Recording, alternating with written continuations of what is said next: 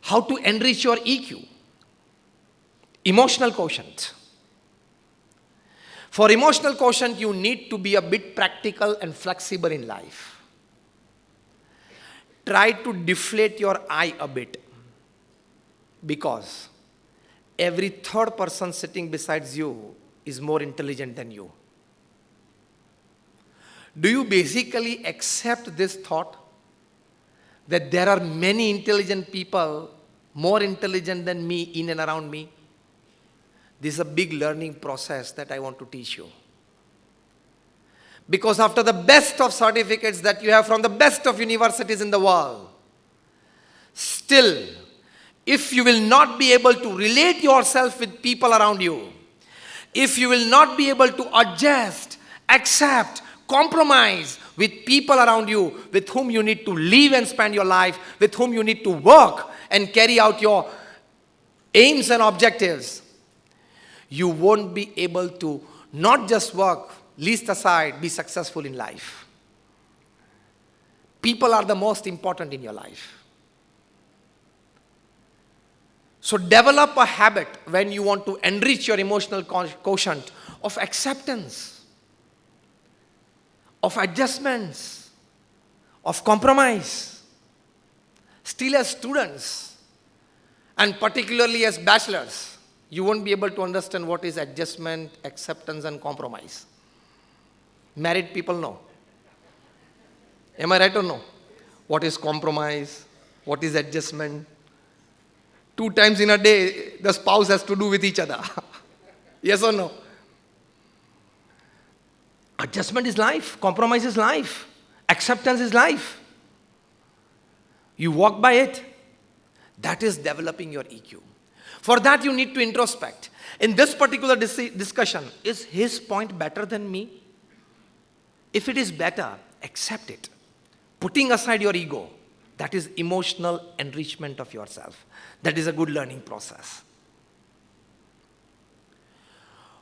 All the pages of history which guide the future generations, which are a source of inspiration for Gen Next, are filled with pages of not technical czars, but filled with pages of people who have dealt with people better.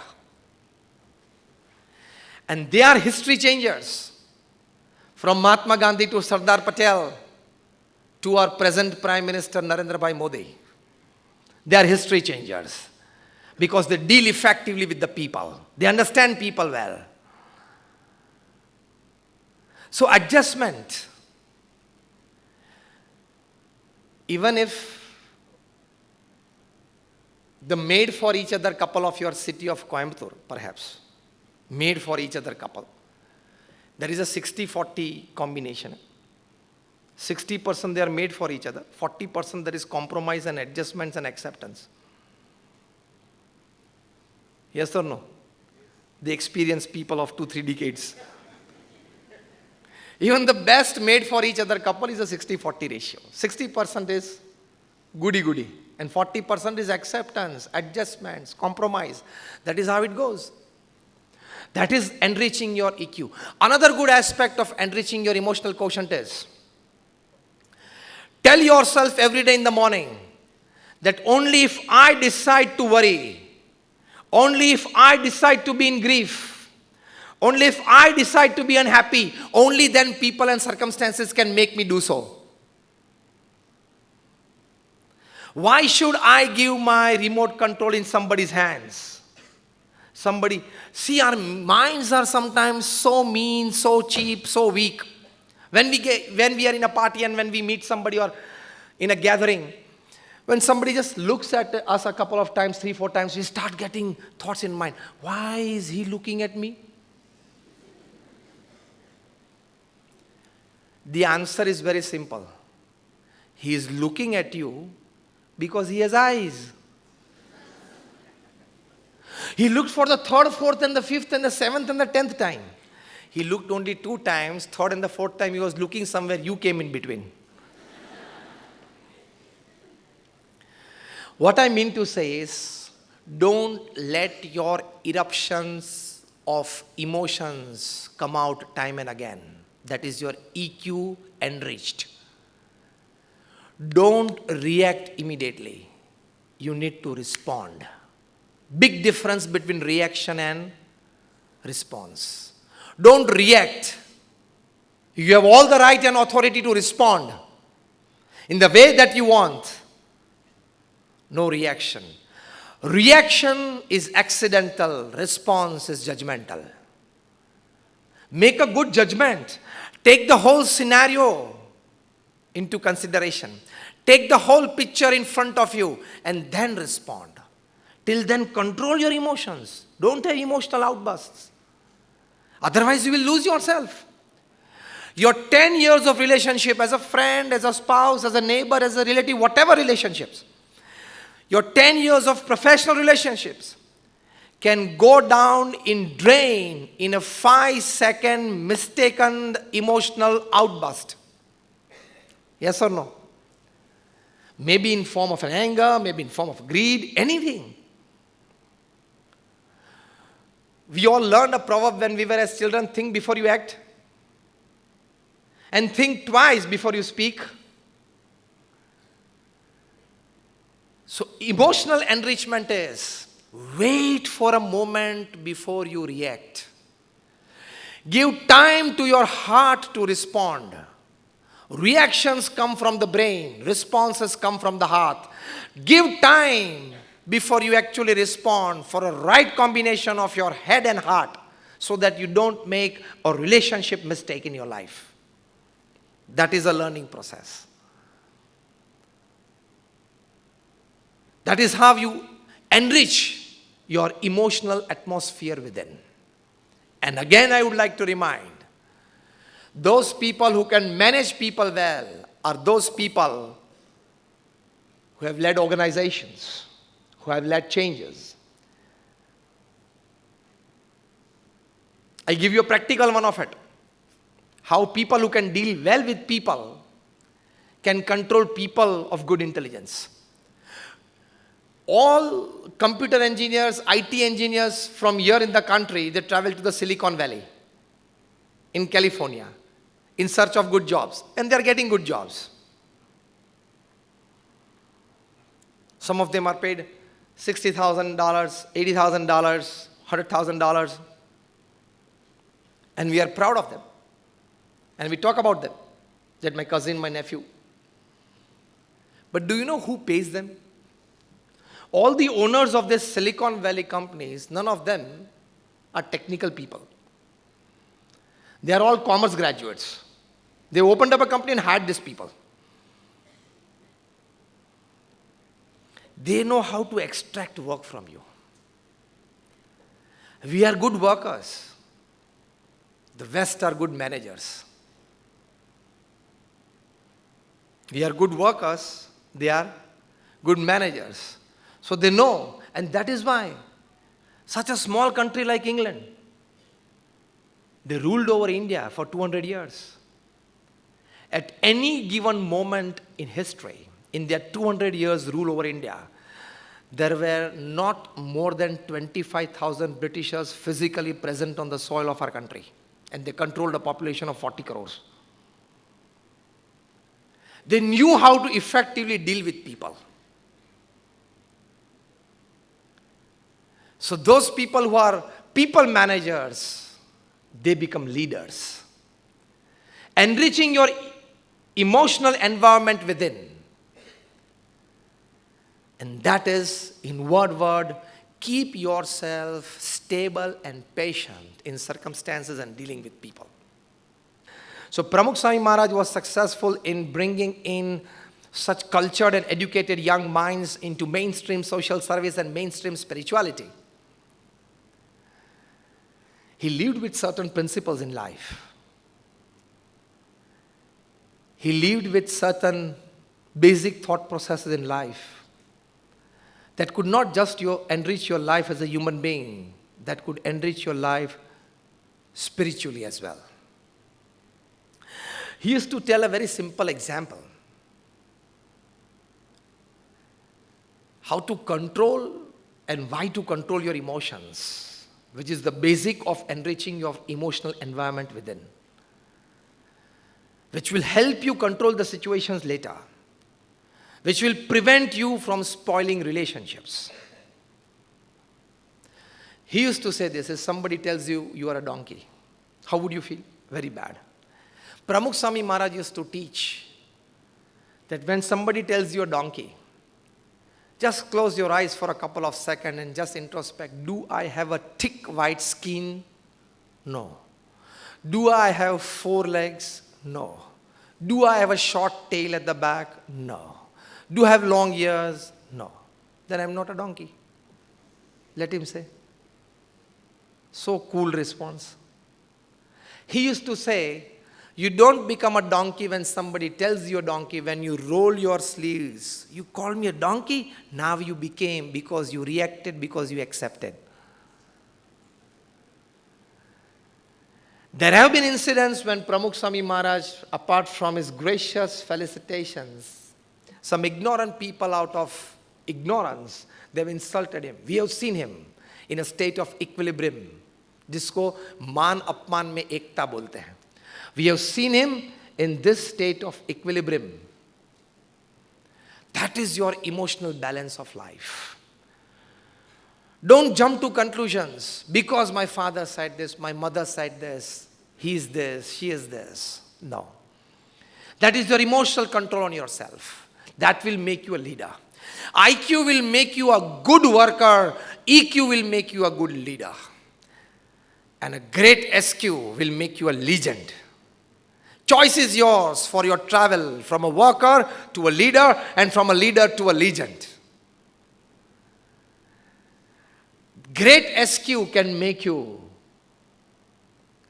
a legend. That you learn from the lives of great personalities. Once Pramukh Swami Maharaj was asked, which thought remains with you 24/7? He said that the thought that has never entered my mind. Shall I tell it first? And that was more interesting. He said that the thought of hurting anybody physically, mentally or emotionally. Absolute ahimsa. To the core ahimsa. Non-violence. The thought of hurting anybody physically, mentally or emotionally has never entered my mind. One thing is for sure. You can hide your emotions by your facial expressions and body language. Your eyes will speak out what is in your heart. So now people are taught at top B schools across United States and Europe, not just facial reading or body language reading, eye reading. You will never be able to hide your emotions by your eyes because you don't have that control. So being in a place, being in a position, being in an authority, if you try to deceive, if you try to cheat, you have something else in your heart, you want to show something else, it would not go long. Apart from the social media, everybody is conscious, everybody is intelligent, everybody knows the world well. This could happen, which is called integrity. What you are within, you are outside. What you are outside, you are within, is called integrity, and that is a big spiritual quotient. Under it lies all the S subsets of it, all the values and virtues. So spiritual quotient is very important when you understand of your journey from a leader to a legend. But this spiritual quotient is developing those values in your life. The first, as I said, not hurting anybody physically, mentally or emotionally. Second thing our Guru Pramukh Swami Maharaj used to say, in the good of others lies our own. In the progress of others rests our own. This is spiritual quotient. Wherever you are today, wherever you will be in future, always think that let us all grow together. Let me take everybody with me. Let me be happy, people be happy. Let me grow, everybody grow. With that, if you talk, walk, behave and work, it is the highest expression of spiritual quotient. You will have your journey from leader to a legend. A wonderful book that I would like to, the title I would like to share with you, Spiritual Intelligence, the Ultimate Intelligence. Written by Dr. Ian Marshall and co-authored by a lady, Dana Zohar. They have said if you have spiritual intelligence, you have these 8 qualities in you.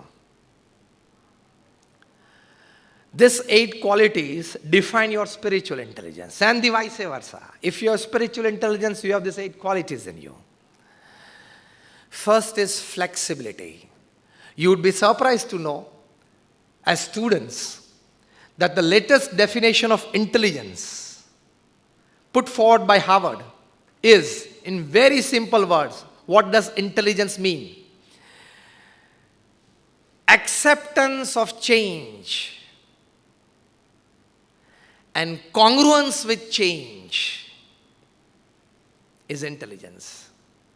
That means any change happening in your personal life, in your family life, in your work life, if you can accept that change well, incorporate that change well in your daily routine, and you in life start feeling that you are in congruence with that change, that is ultimate intelligence. Because people who don't accept change, they don't grow. People who accept change, with the change, grow. People who accept change before change comes upon them, they create. They become legends. That is a spiritual quality. Flexibility. Second quality of spiritual quotient is self-awareness. Where you are, what you are talking, who are the people around you. On this occasion, this incident, what you must talk, walk, behave.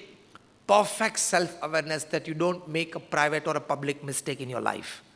And when you are living a public life, in future many of you will go for public life, will go for stage life. You should be utmost careful when in public. You have to take 100 things into consideration that you don't make a single private or a public mistake.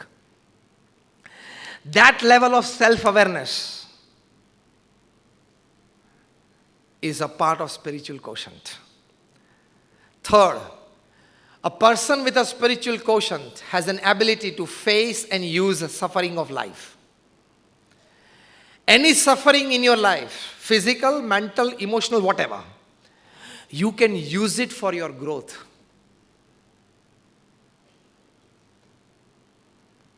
A very big quality. So if somebody hurts you, don't react. Think how can you use that hurt for your growth.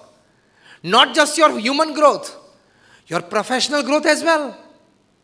You can use it. That is a spiritual quotient. Fourth, an ability to be inspired by a vision. You see something and you get inspired. How can I use that for my growth and development? How can that be helpful to me?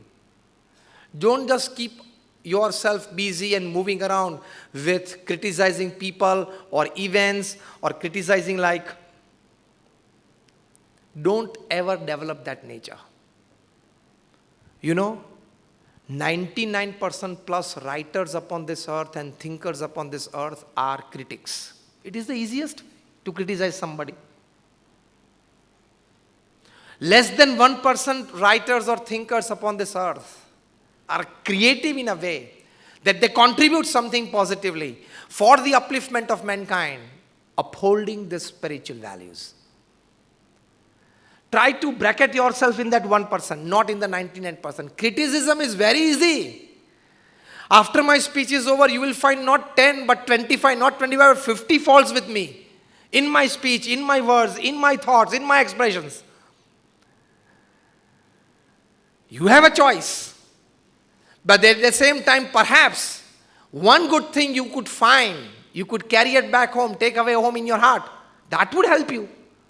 Criticizing me will not help you. Don't feel I'm creating a barrier before I'm actually judged. What I mean to say is, since you are youngsters, you are growing minds, I want to imbibe in your minds and hearts certain basic values, not just of human growth, but how can you enrich your environment. Be a contributor before you leave this earth. Give back to the earth more than what you have taken from it. This is the basic concept. Because this is a 78-year game. 5, 10 plus minus with the grace of God. 40, 45, 50, 55 already gone. Some of you are 65, 60, 70. You already reached the finish line. What I mean to say is, be a contributor. Inspired by a vision. You see something and you get inspired. You experience something and you get inspired. Gandhiji experienced something in South Africa. He was thrown out of the train.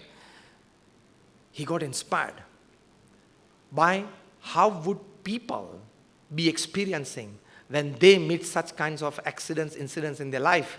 And he started the movement, and he defeated the mightiest the mightiest military power in the world at that time. Not once, twice. Once in South Africa and once in India. So when you are inspired by vision, fifth quality of a spiritual quotient, you could see connection between diverse things. That is a big, tricky topic. We don't discuss it in detail, but you see connection between absolutely 180-degree diagonally opposite things. Another 3 years hence, I will explain you this.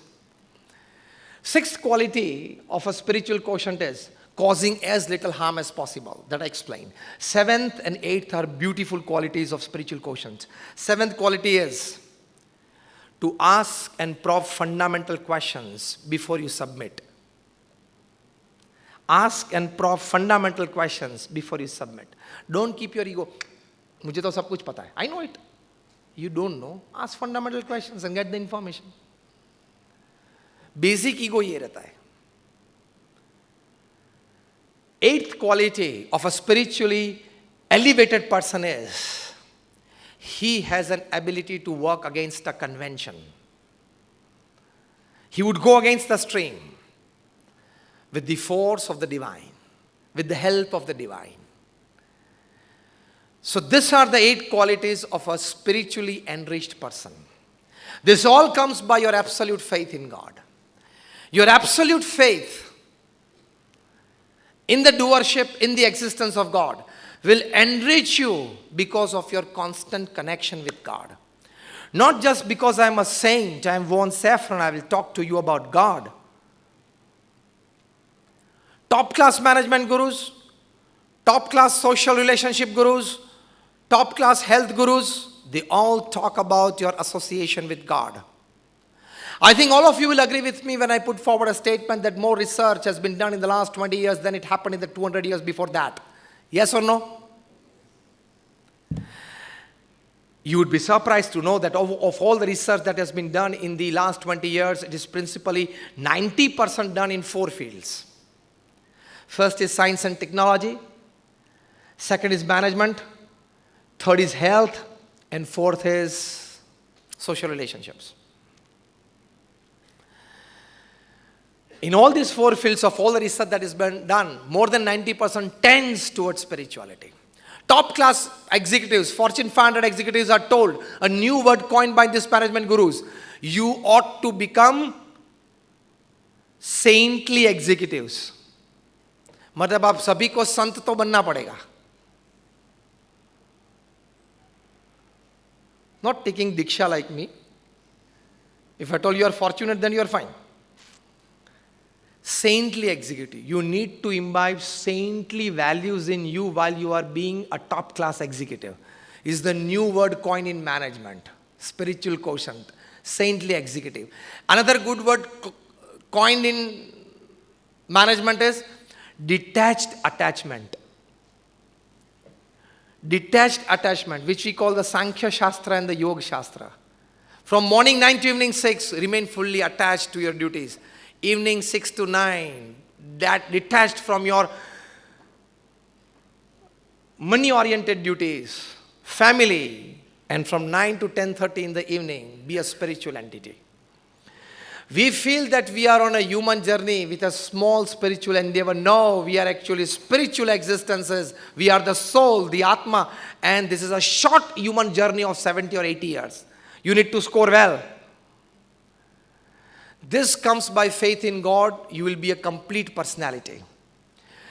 Gandhiji used to say that I would have gone mad years back in the midst of the all kinds of activities and n number of people that I meet, had I not been associated with God through my prayers regularly in the evening every day. You read 7 Habits of Highly Effective People, the most coveted management book ever written upon this earth by Stephen Covey. He surveyed more than 3,000 successful people upon this earth, successful in all walks of life, as an executive, as a businessman, as a father, as a mother, as a brother, as a sister, as a husband, as a wife, as a relative, as a friend, in all walks of life. And he found 7 habits common in these people. The 7th habit is, they all had the habit of connecting with their Creator, God, through prayers every day. So well surveyed. Clinically experimented by people of science, that your connection with God in any terms, by your prayers, by your chanting the holy name, by your meditation, by your penances, enriches your inner self. And when you are enriched from within, your outer expressions will be very purified. And you will score well. Even your simple actions, expressions will score high. Because you are pure from within. The words come from there. Emotions come from there. You will score better in the outer world. 303 bullet in your hand, throw at somebody like a stone. It hurts. But it comes out from a revolver, then it will kill a person. Same words, but from which heart it comes out makes all the difference. When Bill Clinton, as President of America in the year 2000, met our Guruji Pramukh Swami Maharaj when Pramukh Swami's age was 80. It was a 22-minute meeting between the two greats. Bill Clinton would talk in English, which Pramukh Swami would not understand a single word. And Pramukh Swami Maharaj would talk in Gujarati, which Bill Clinton would not understand a single word. One of our saints, Amrutanandan Swami, he was as an interpreter between the two. So actually it was an 8-minute conversation, two-way, in the 22-minute meeting. After 22 minutes of meeting, Bill Clinton told us, the saints, coming out of the room, that I haven't seen such expressive eyes full of integrity in my life. Such integrity I have never seen in anybody's eyes. And Pramukh Swami Maharaj simply said to him in Gujarati, Sahib amaru Akshardham jo avjo. See, those were the words from a pure spiritual heart. Immediately Bill Clinton responded. When our interpreter told him that he is inviting you to visit our Akshardham campus in Gandhinagar, immediately Bill Clinton said, when he is inviting, I will come. And he came. So when you have a spiritual quotient high, you will not need languages. You will need lesser talents. You will need lesser intelligence. A spiritual heart can work miracles. Unbelievable miracles. They are legions.